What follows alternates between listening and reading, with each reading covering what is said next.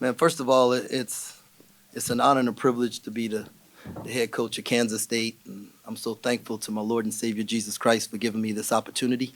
I'm so proud of our young men for their resilience, their fight, and their fortitude.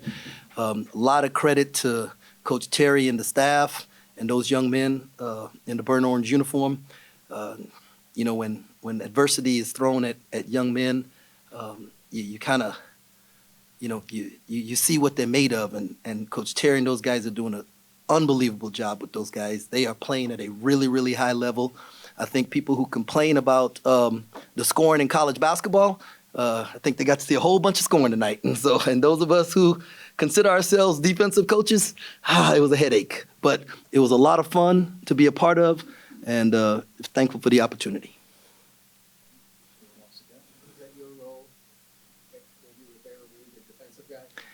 Yeah, no, I was responsible for the losses, and Coach Drew was responsible for the wins. Luckily, the last few years, I didn't have a lot of responsibility. You guys had so much success getting inside.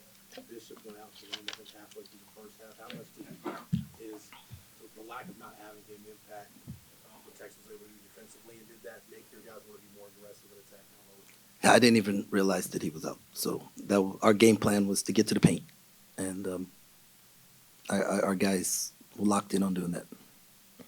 Coach, using a football term, you guys got downhill a lot. Seemed like you got to run it back fours.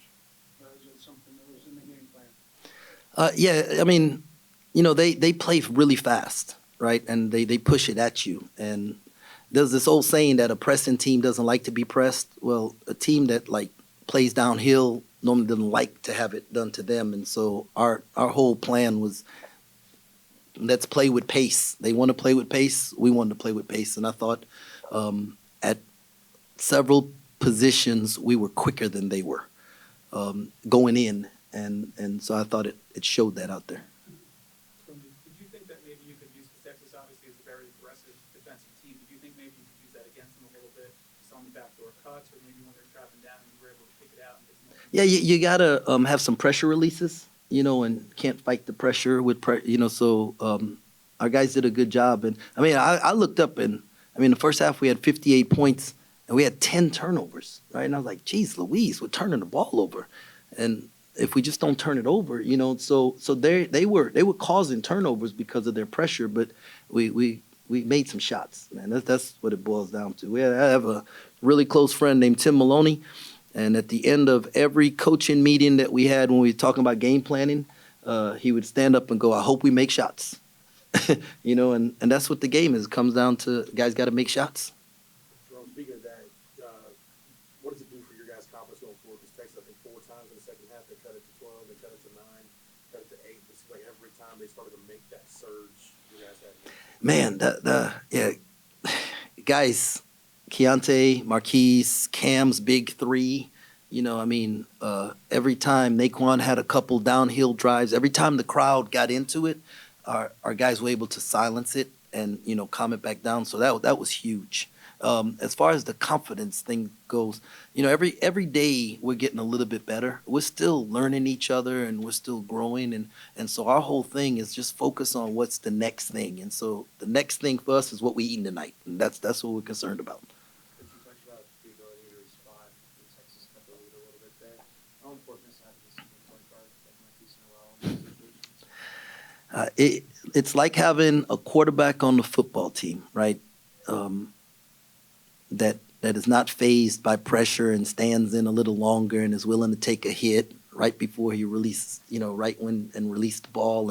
And Keith is just, it's his 5th year in college and he wants to win, and he's just willing to do whatever he needs to do to help us win. And he's got this supreme confidence that drives me crazy sometimes because of some of the shots and the plays that he makes. But the thing that makes him special, your greatest strength is usually your greatest weakness. And so as a coach, I have to live with some of that. But he's getting better every single day, every day. And I'm so proud of him. Talked about the 10 turnovers in the first half, but only 2 in the second half. How, if I'm not mistaken. Yeah, no, you're right. I didn't. How big is that when they're trying to come back that you're not giving them free chance? No, that was huge. Like I mean, this was a game where both teams' players were making big shots. So as long as you don't turn it over, the ball was going in the hole. And I'm I'm gonna go back and look at the film and say, man, we could have done this a little better, this a little better. But I think I'm gonna watch and say, man, that was a tough shot. Man, that was a tough shot. And I think it'll be that way for both sides. A lot of layups. Didn't it look like a layup drill at times? It did at times for both teams, but when you're pressuring, both teams are pressuring, and you're setting high ball screens, and you're worried about. I mean, I think we made 13 threes, and they made 11 threes, so you're worried about those three-pointers, and so your guys are spread out, and then they're setting that middle ball screen in the middle and going downhill, and so that's why we had to go to the zone late in the game, just to try and use a little clock. Like, I mean, it was scoring every 5 seconds, so we was trying to make them take at least 10.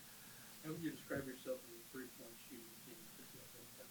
All over the map a little bit. Well, we make threes at practice, right? And but I don't think we're an exceptional three-point shooting team, but I believe I have multiple guys who can make threes that can stretch the floor. And when you're getting inside-out threes, those are the kinds that you really want. And I thought we did a good job of that tonight. People can look at like analytics or power rankings to see how tough this league is, but when you're in it, I know you've only played some conference games. How do you describe to somebody on the outside just how tough it is night in and night out in this league? It's Jerome Tang had the last scout against West Virginia.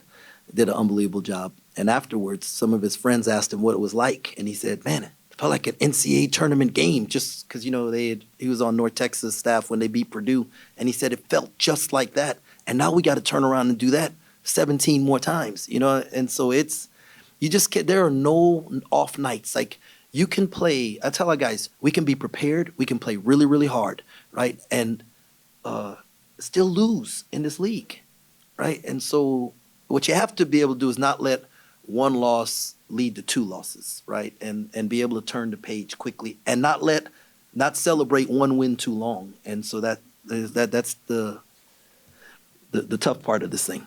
What kind of record early in the season? Huh? What kind of record would you think a win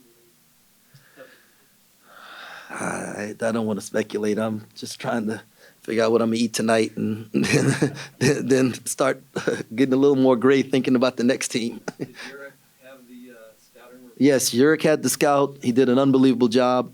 The whole staff did a great job. We scout as a staff. Even though he's the one that presented it, we scout as a staff, and so it's never somebody's win or somebody's loss. It's all of us winning or all of us losing. You talked early in the season about putting more minutes together each game. Was this as complete an offensive game as you guys? I mean, the points suggest that. Execution-wise. Yes, I think we are getting closer to. I thought our effort the whole game was good, right? And so that's, to me, when I talk about putting the game together, it's about being able to sustain an effort that gives you an opportunity to win for longer periods of time. And I feel like we're getting where we're doing that now, about 30 to 35 minutes a game, and that gives us a chance to win every night. You talked about the difficulty of preparing for the next game and maybe moving on from this. You obviously have Baylor on Saturday. What's the process of putting this to bed and starting preparation for the next game? Well, we're not putting this one to bed until tomorrow, so we're going to let them enjoy, and I want our guys to celebrate. Man, winning is hard, right? This thing is hard, and this wasn't, like, because we won this game doesn't mean that we're a really good team, and had we lost, it doesn't mean we're a bad team. It's just like the guys on the other side, right? Tonight, we happen to be, 10 minutes of the 30 minutes better than they were, right, tonight. And then we got to try and turn around and do it again. So we're going to enjoy it tonight. We're going to have a great time. We're going to smile. We're going to laugh. We're going to joke about some of the dumb things we said on the bench. We're going to have a great meal. Tomorrow the guys have an off day, and as a staff, we will start putting together for what needs to come next. How would you comment on Cam Carter's shot making tonight? Ooh, man, wasn't Cam good tonight? And this is the great thing. Last game, right, he missed a bunch of layups.